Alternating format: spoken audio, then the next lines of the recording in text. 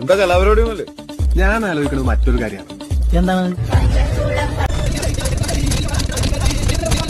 എന്താ സംഭവം? കണ്ടിട്ടെന്ത് തോന്നുന്നു?